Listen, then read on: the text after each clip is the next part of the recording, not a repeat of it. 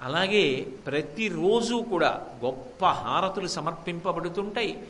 4 వేదములు నిరంతరం అక్కడ ఆమ్నాయమవుతుంటాయి. వేదం చదువుకున్నటువంటి విద్వాంసులు స్వరం తప్పకుండా ఆ దేవాలయాల్లో ఉన్నటువంటి ఆ అరుగుల మీద కూర్చుని ఎక్కడెక్కడ కూర్చుని ఏ ఏ వేదాన్ని స్వరంతో చదవాలో ఆయా వేదాల్ని చక్కగా పారాయణ చేస్తూ ఉంటారు.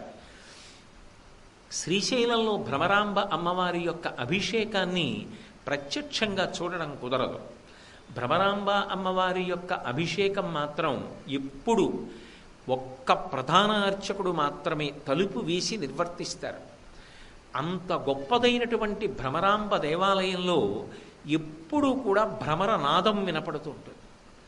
తుమ్మెదలలో ఎగిరి వెడుతున్నప్పుడు ఎటువంటి ఝంకారం వినపడుతుందో అటువంటి ఝంకారం వినపడుతుంది. అందుకే ఇప్పటికీ దేవాలయం వెనక సన్నటి చీలిక ఉంటుంది గోడ మీద, దాని మీద చెవి ఆంచి భ్రామరీ నాదం, ఆ తుమ్మెదల యొక్క నాదాన్ని వింటూ ఉంటారు. అక్కడ వచ్చేటటువంటి నాదాన్ని ఆకాశవాణి విజయవాడ కేంద్రం, కడప కేంద్రం, హైదరాబాద్ కేంద్రం, ఈ కేంద్రాలు ప్రత్యేకంగా ధ్వనిముద్రణ చేసి కొన్ని కోట్ల మంది వినడానికి వీలుగా ప్రసారం చేశాయి అనేక పర్యాయాలు. భ్రామరీ నాదం అక్కడ వినపడుతుంది అని, అమ్మవారి యొక్క ఝంకారం అందులో వచ్చేటటువంటి నాదం ఇప్పటికీ కూడా వినపడుతుంది అని. ఆ భ్రమరాంబ యొక్క తత్వం ఏమిటో మహానుభావుడైనటువంటి శంకర భగవత్పాదులు తెలుసుకుని మనకు అందించారు. వారికి తెలియకుండా ఎలా ఉంటుంది? వారు పార్వతీ పరమేశ్వరుల యొక్క సమాగమ స్వరూపులు. అందుకే వారు శంకరుడిలా అహం బ్రహ్మాస్మి తనలో తాను రమిస్తూ ధ్యానంలో కూర్చోగలరు. తానే సమస్తము కాగలరు, ఆత్మగా నిలబడగలరు. అమ్మవారు అంటే శక్తి స్వరూపం, నిరంతరం కదులుతూ ఉంటుంది. అందుకే భ్రమరాంబలాగే ఆసేతు హిమాచల పర్యంతం పాదచారి అయి పర్యటించి పరమాద్భుతమైనటువంటి కార్యక్రమములను సాధించి స్తోత్రముల దగ్గర నుంచి బ్రహ్మసూత్ర భాష్యం వరకు ఇవ్వగలరు. అందుకే అటు శంకరుడి యొక్క రూపానికి ఇటు పార్వతీదేవి యొక్క రూపానికి సమాగమమైనటువంటి రూపం ఏది అంటే శంకర భగవత్పాదుల యొక్క స్వరూపం. అటు శంకరుడి యొక్క లక్షణాలు ఇటు పార్వతీదేవి యొక్క లక్షణాలు రెండూ కూడా శంకరాచార్యుల వారి అవతారంలో కనపడతాయి. అంత గొప్పదైనటువంటి శంకరాచార్యుల వారి అవతారంలో భ్రమరాంబాదేవి యొక్క వైభవాన్నంతటినీ కూడా వారు భ్రమరాంబాష్టకము అన్న పేరుతో మనందరికీ అందించారు. అది పరమాద్భుతమైనటువంటి అష్టకం. అందులో వారు ఎన్నో రహస్యములను ఉటంకించారు. ఇది ప్రతిరోజు చదువుకోవలసినటువంటి అష్టకం. విశేషించి దేవీ నవరాత్రులు ప్రారంభం అవుతున్నటువంటి రోజులు, తెలుగు గడ్డ మీద వెలిసినటువంటి పరమాద్భుతమైన క్షేత్రం. మీరు ముందుకి వెళ్ళినప్పుడు కొన్ని శ్లోకాలు విన్నప్పుడు మీకు అర్థమవుతుంది. భ్రమరాంబ కేవలము శ్రీశైల క్షేత్రమునందు మాత్రమే వెలిసి ఉన్నటువంటి దేవతాస్వరూపం కాదు. ఇప్పటికీ ఆవిడ అనేక చోట్ల కదులుతూనే ఉంటుంది అని శంకరాచార్యులు వారు నిర్ధారణ చేస్తూ గాం గౌతమీం అని చెప్పారు. గోవు సాక్షాత్ భ్రమరాంబ స్వరూపమే, గోపూజ భ్రమరాంబ పూజయే. ఇది నేను చెప్తున్నది కాదు, శంకర భగవత్పాదులు భ్రమరాంబాష్టకంలో చేసిన ప్రతిపాదన. కాబట్టి ఆమె గోరూపంలో తిరుగుతుంది అని. అంత గొప్పదైనటువంటి భ్రమరాంబ తత్వాన్ని, భ్రమరాంబ వైభవాన్ని శంకరాచార్యుల వారు ఈ శ్లోకాలలో మనందరికీ కూడా అందించారు. ఈ శ్లోకాలు చదువుకోవడం, ఈ శ్లోకాలలో ఉన్న విషయాలు తెలుసుకోవడం అంటే అమ్మవారి గురించి కొంతసేపు ధ్యానం చేయడమే. మానసికంగా శ్రీశైల క్షేత్రంలో కూర్చుని భ్రమరాంబ దేవాలయం ముందుండి భ్రమరాంబ వైభవాన్నంతటినీ కూడా మనసులో భావన చెయ్యడమే నిజానికి ఈ అష్టకం యొక్క పరమ ప్రయోజనం.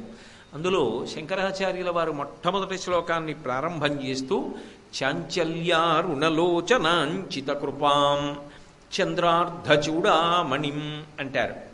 చాంచల్యారుణలోచన, అమ్మవారు కదులుతున్నటువంటి కన్నులతో ఉంటుంది. మిగిలిన క్షేత్రాల్లో కన్నా అమ్మవారి కన్నులు స్పష్టంగా కనపడేటటువంటి క్షేత్రాల్లో ఒక క్షేత్రం శ్రీశైల భ్రమరాంబ క్షేత్రం. అందుకే అమ్మవారి చీర కూడా తుమ్మెద యొక్క రెక్కలు ఎలా ఉంటాయో అలా అలంకారం చేస్తారు. మీరు వెళ్ళి చూస్తే తుమ్మెద చూస్తున్నప్పుడు ఎలా ఉంటుందో అమ్మవారి కళ్ళు అలాగే కనపడుతుంటాయి.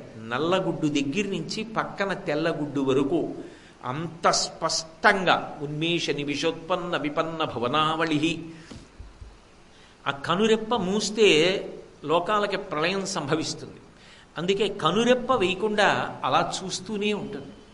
అసలు ఆ నేత్ర సౌందర్యాన్ని అనుభవించాలి అంటే శ్రీశైలంలో భ్రమరాంబ స్వరూపాన్ని దర్శనం చేయాలి. ఆ కళ్ళు ఎప్పుడు కదులుతుంటాయి. తుమ్మిద కళ్ళు ఎలా కదుపుతూ ఉంటుందో అలా భ్రమరాంబ యొక్క కన్నులు కదులుతూ ఉంటాయిట. కదులుతున్నటువంటి కన్నులతో ఉన్నటువంటి భ్రమరాంబ వైభవాన్ని శంకర భగవత్పాదులు ఆవిష్కరిస్తున్నారు. కంచిలో ఉన్నటువంటి కామాక్షి పరదేవత నేత్ర సౌందర్యం ఎంత గొప్పదో, మీనాక్షి సౌందర్యం ఎంత గొప్పదో, కాశీలో ఉన్నటువంటి విశాలాక్షి సౌందర్యం ఎంత గొప్పదో, నేత్ర సౌందర్యం, శ్రీశైల క్షేత్రంలో ఉన్నటువంటి భ్రమరాంబ యొక్క నేత్ర సౌందర్యము కూడా అంత గొప్పది. అందుకే చాంచల్యారుణలోచనాం, ఆ తల్లి యొక్క కళ్ళు ఎప్పుడు కదులుతూ ఉంటాయిట. ఎందుకు కదలడం అంటే సాధారణంగా కన్నులు ఎక్కువ కదిలితే 3 కారణములు చెప్తారు.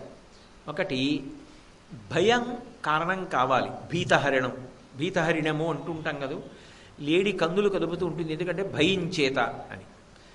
భయం కలిగితే కన్నులు అదే పనిగా కదిపి తన భద్రత గురించి ఆలోచించుకుంటూ ఉంటారు. 2, కన్నులు నిరంతరం కదుపుతున్నారు అంటే దాని యొక్క కారణం ఏమై ఉండాలి అంటే అపారమైనటువంటి ప్రేమ చేత కదపాలి. తనవారైన వారందరినీ చూడకుండా ఉండలేక ఎప్పుడూ చూసుకుంటూ ఉన్నారనుకోండి, అప్పుడు కళ్ళు కదిపి చూసుకుంటూ ఉంటారు. అది 2వ కారణం. ఆ 2వ కారణానికి అలా చూస్తూ ఉంటారు. 3వ కారణం ఏమవ్వాలి అంటే కన్నులు ఎప్పుడు కదులుతున్నాయి అంటే ఏదో విషయాలు తలంపులోకి అదే పనిగా వచ్చినటువంటి కారణం చేత వాటి గురించినటువంటి ఆలోచనలలో కళ్ళు కదులుతూ ఉండాలి. అలా కాకుండా ఏకాగ్ర దృష్టితో ఒక్క విషయం మీదే ఆలోచన చేస్తున్నారనుకోండి, సాధారణంగా అటువంటప్పుడు కనురెప్పలు మూతపడి ఆలోచన చేస్తారు. ఏదో ఒక విషయాన్ని ఏకాగ్ర దృష్టితో ఆలోచిస్తున్నారనుకోండి, జ్ఞాపకం తెచ్చుకునే ప్రయత్నం చేస్తే ఒకసారి కళ్ళు మూసి ఉండండి చెప్తాను అంటారు. అలా కాకుండా చంచలమైన స్వభావంతో ఆలోచన చేస్తుంటే కళ్ళు కదులుతూ ఉంటాయి. ఇందులో ఏ కారణానికి అమ్మవారి కళ్ళు కదులుతున్నాయి? పైగా అమ్మవారి కళ్ళు కదిలితే అమ్మవారి యొక్క నేత్ర సౌందర్యాన్ని చెప్తే అమ్మవారి యొక్క కన్నులు నల్లగా ఉన్నాయని చెప్తారు. అసితేక్షణ అని అమ్మవారి కన్నులు నల్లని కన్నులు. ఎందుకంటే ఆమె కంటికి ఎరుపు జీర ఉండదు. ఎరుపు జీర ఉందనుకోండి కోపంగా ఉందని గుర్తు. కళ్ళు ఎర్రగా ఉన్నాయనుకోండి, బాగా కళ్ళు తెరిచి చూస్తోందనుకోండి, ఎరుపెక్కిన కన్నులతో బాగా తెరవబడిన కన్నులతో చూస్తోంది అంటే ఆమె కించిత్ కోపంగా ఉంది అని గుర్తు.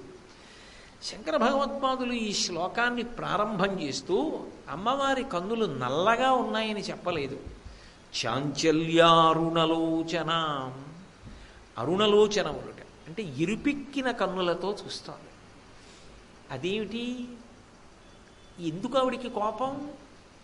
ఎందుకు ఎరుపెక్కింది కన్ను అంటే మీరు ఒక్క విషయాన్ని ఆలోచించవలసి ఉంటుంది. అమ్మవారి కన్నులు ఎరుపెక్కాయంటే అందరి మీద ఆవిడికి కోపం వచ్చింది అన్నది కాదు అర్థం, అధర్మం మీద కోపం వచ్చింది అని. మనం ఈ శారదా నవరాత్రుల్లో చండీ హోమము అని ఒక హోమాన్ని నిర్వర్తిస్తుంటాం. అసలు నిజానికి శారదా నవరాత్రుల్లో అత్యంత ప్రధానమైనటువంటి క్రతువులలో ఒకటి చండీ హోమం. అందులో ఆరాధన చేసేటటువంటి అమ్మవారిని చండీ పరదేవత అన్న పేరుతో పిలుస్తాం. ఎందుకు అలా పిలుస్తాము అంటే ఆ తల్లి చెడి కోపనే ఇది చండీహి అని, కోపం కలిగిన తల్లి. దేని మీద కోపం కలిగిన తల్లి అంటే అదే పనిగా స్వభావంగా కోపం పెట్టుకున్న తల్లి అని కాదు. ఎక్కడ అధర్మం ఉంటుందో, ఎక్కడ ఎన్ని అవకాశాలు ఇచ్చినా మారడో, ఎక్కడ తాను చేసినటువంటి ఉపకారములు స్మరణకు రావట్లేదో, ఎక్కడ పాపబుద్ధిని వదిలిపెట్టేటటువంటి ప్రయత్నం జరగట్లేదో, ఎవడు మారడానికి ఎప్పుడూ ప్రయత్నం చెయ్యట్లేదో, ఎవడు లోక కంటకుడయ్యాడో, ఇక వాణ్ణి పరిమార్చడం వినా వేరొక మార్గం తనకి మిగలలేదో, అక్కడ వాడి యొక్క మూర్ఖత్వానికి దుష్ట స్వభావానికి ఆమె కన్ను ఎరిపెక్కుతుంది. అంటే వాడు మిగిలిన వాళ్ళని బాధ పెడుతున్నాడు కాబట్టి ఎరిపెక్కుతుంది. అంటే చాలామంది మీద ప్రేమ దారి తప్పిన ఒక్కడి విషయంలో ఆమె కన్ను ఎరిపెక్కింది తప్ప అందరి మీద ఎరిపెక్కిందని కాదు. అప్పుడైనా ఎవరి కారణంగా ఆ తల్లి కన్నులు ఎరిపెక్కాయో వాడు అమ్మకి క్షమాపణ చెప్పి తన మార్గాన్ని మార్చుకునే ప్రయత్నం చేశాడనుకోండి, ఆమె పరమ సంతోషాన్ని పొందుతుంది. అలా మారే ప్రయత్నం చేయకపోతేనే 84 లక్షల జీవరాశులలో మహోత్కృష్టమైన మనుష్య జన్మ పొంది స్వార్థము, పాపచింతన, అధర్మము, అన్యాయము ఇవి తప్ప జీవితంలో త్యాగబుద్ధి లేకుండా, సమాజం గురించి ఆలోచించకుండా, ఒక్కడికి ఉపకారం చేద్దామన్న ఆలోచన లేకుండా ఇంత దౌర్భాగ్యమైన జీవితాన్ని గడిపేస్తున్నాడనేటటువంటి బాధతో ఆమె కన్ను ఎరిపెక్కుతుంది.